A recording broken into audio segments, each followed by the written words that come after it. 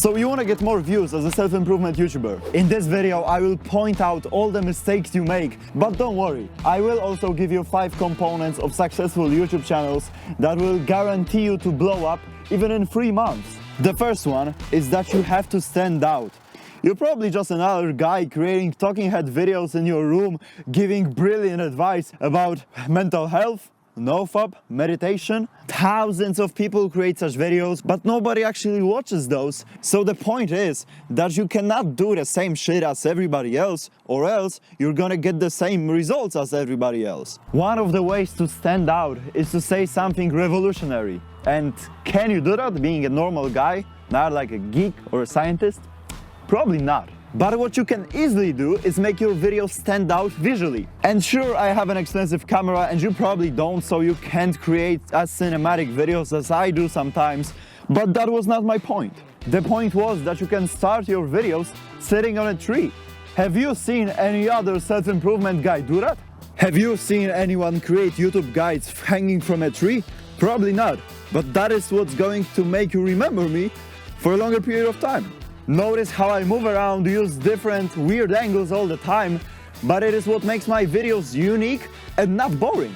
But wait, Igor, Hamza's videos are just talking head videos that he records in his room and they get a lot of views.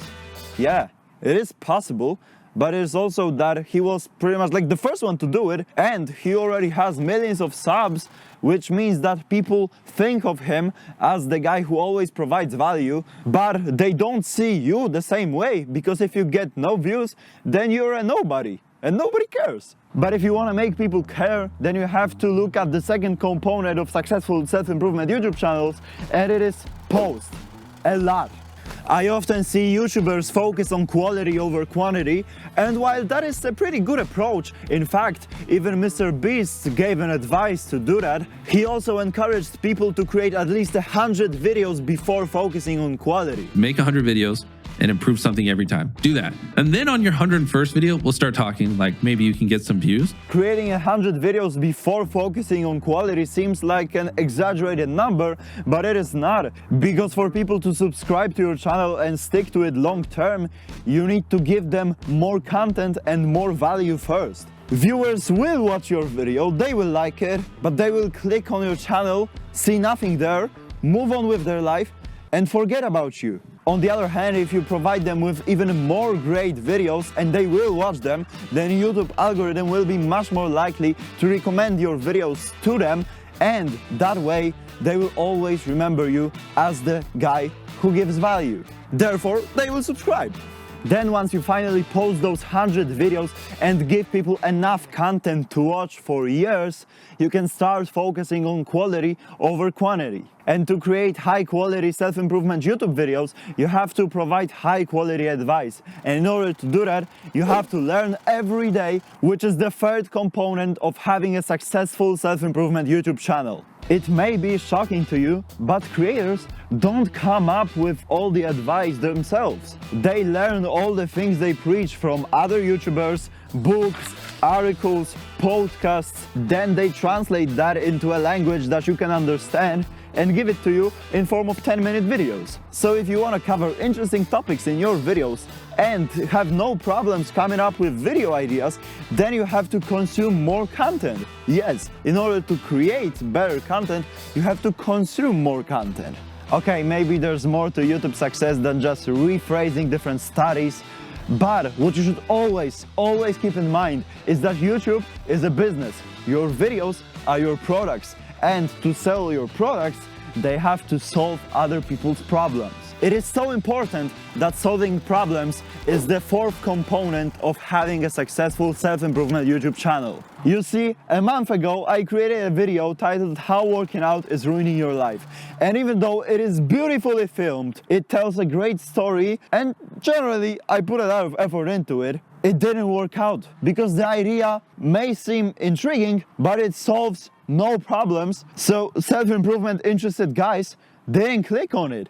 To know exactly what problems to solve, you can go to your YouTube analytics and research tab. There you're going to find what your audience looks for on YouTube, and if you create a video on that, you have a much greater chance of it blowing up. And even if those ideas aren't very attractive and intriguing, you can always listen to your past problems, your family members' problems, your friends' problems, and solve those. You have to listen to the problems that people around you have and then find ways to solve them, and that's how you're going to have a successful business. In your videos, you should also focus on those problems and not solutions. And what I mean by that is, instead of making a video about how to become productive, you want to make a video on how to solve procrastination. Instead of making a video on how to get a muscular body, you want to create a video on how to lose belly fat, and you're gonna get way more views. Keep in mind though that you have to solve your audience's problems. So even if your friend has a problem with receding hair, you're not gonna make a video on that if you run a finance channel. And this brings us to the fifth component of having a successful self-improvement YouTube channel, and it is to always put your audience first. You see, as a YouTuber, you have to do everything to satisfy your audience. So notice how in this video I didn't mention that I'm at my grandparents' house, because nobody actually cares. Your viewers click on your videos because they're interested in specific solutions to specific problems. And if you're a nobody, then nobody cares about your personal life. What is also very common in the self-improvement industry is trying to make money as soon as you start creating content. And while obviously we don't create content for fun, we want to make a living from it one day, you don't want to try to sell different things in the beginning of your journey. A few months ago in March, I disappeared from YouTube for a full month to create the best looks maxing course possible. I just got my first 10K subscribers, people started liking me, and then I took a break to create a course and started trying to sell it. Of course, my audience wasn't happy with that. That's why I don't sell anything right now, and I wouldn't recommend you to sell anything in the beginning of your journey neither.